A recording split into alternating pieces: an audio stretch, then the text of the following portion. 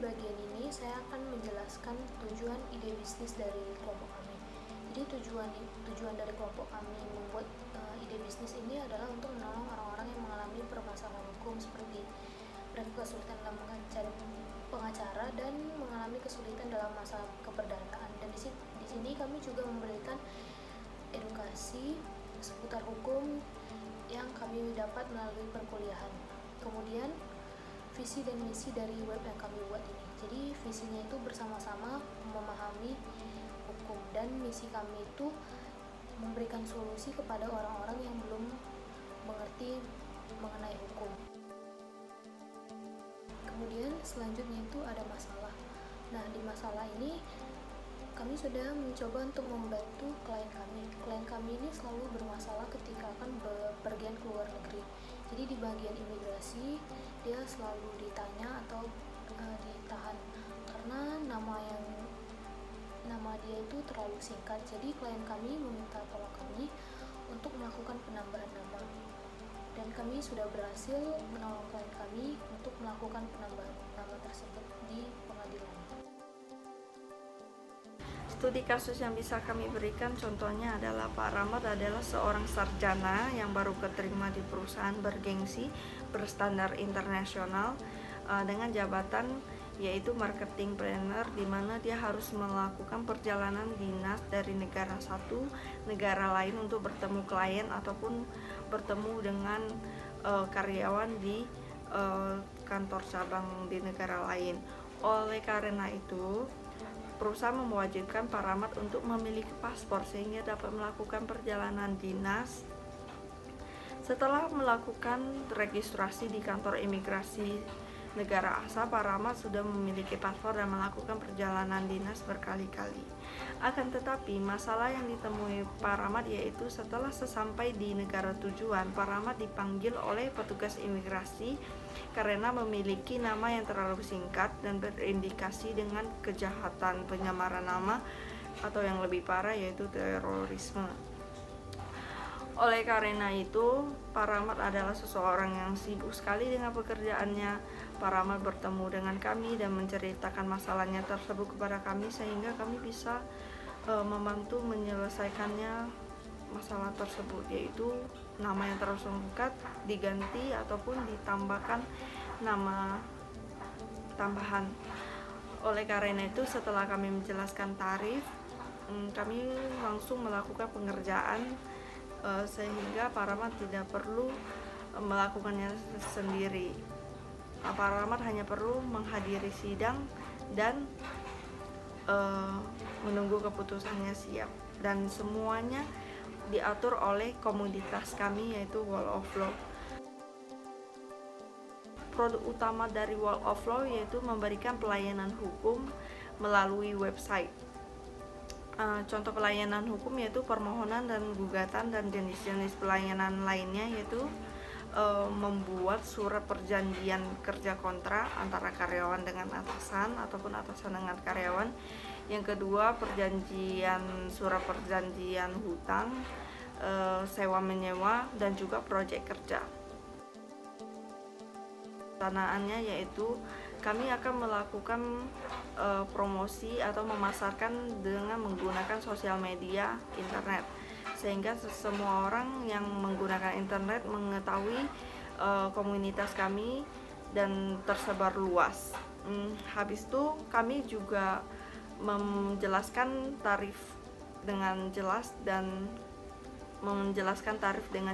transparan sehingga tidak ada masalah yang akan datang lainnya.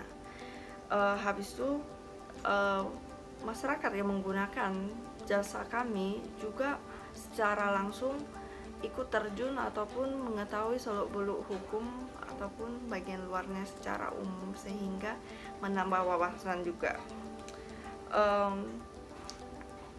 Pengembangan dari komunitas kami yaitu mengambil sengketa-sengketa yang lumayan cukup sulit, yaitu sengketa pailit, sengketa haki, ataupun sengketa hubungan internasional, pernikahan contohnya, pernikahan antara warga asing dengan warga Indonesia, serta hubungan industri ataupun niaga.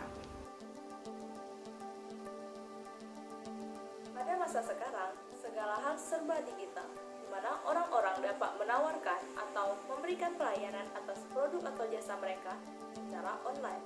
Oleh karena itu, Website of Law atau WOL kami ciptakan untuk memberikan pelayanan terkait permasalahan hukum secara online, di mana klien atau calon klien dapat menemukan atau menyelesaikan permasalahan mereka yang terkait dengan hukum secara online dengan berinteraksi kepada kami melalui website ini dimanapun dan kapanpun.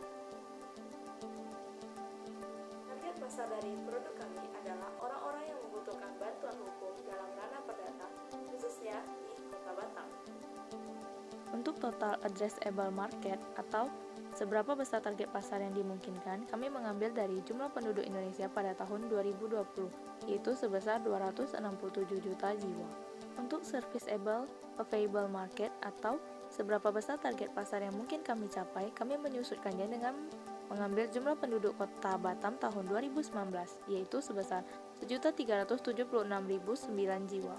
Untuk service obtainable market atau seberapa besar target pasar yang bisa kami capai, kami menghitung 10% dari jumlah serviceable available market, yaitu sebesar 137.600 jiwa. Kemudian selanjutnya ada perencanaan pengembangan produk dengan cara memasarkan jasa menggunakan internet. Jadi kami di sini mungkin lebih ke memasarkan produk kami ke lewat media sosial ya. Karena seperti yang kita tahu, pengguna media sosial semakin banyak dan di sini akan mempermudah seluruh kalangan untuk dapat mengakses website yang kami buat ini. Kompetitor dari produk kami yang pertama adalah Pos Bantuan Hukum Pengadilan dan yang kedua Firma Hukum. Keunggulan website of law dibandingkan para kompetitor, sistem dapat diakses dimanapun dan kapanpun. Tampilan website yang menarik, menawarkan bantuan hukum secara online, dan belum adanya jasa yang menawarkan bantuan hukum seperti ini secara online. Model bisnis kami yaitu website atau platform, yaitu menggunakan sosial media sehingga tidak perlu bertemu langsung. Yang kedua adalah dengan media langsung, yaitu face to face. Berikut proses perencanaan anggaran kami akan saya tampilkan di samping. Semua dana yang kami tampung dari awal bulan hingga akhir itu adalah sumber modal utamanya, yaitu komunitas kami masing-masing kelompok. Masing-masing anggota mengumpulkan biaya, mengumpulkan uang tersebut sehingga ditampung. Setelah itu berikut adalah contoh juga estimasi beban-beban ataupun pendapatan yang akan kami terima per bulannya ataupun beban yang akan kami keluarkan per bulannya. Di bawah ini adalah contoh dari laba bersih yang akan kami terima sebelum dikurangi pajak.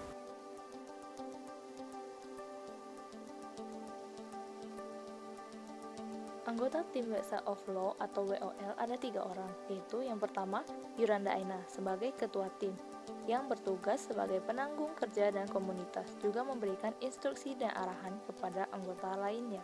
Anggota yang kedua yaitu Tintin Ervina, yang akan berkomunikasi dengan klien dan menjelaskan tentang produk, juga melakukan pekerjaan yang diminta sesuai dengan perjanjian, dan yang berperan aktif dalam beracara di pengadilan.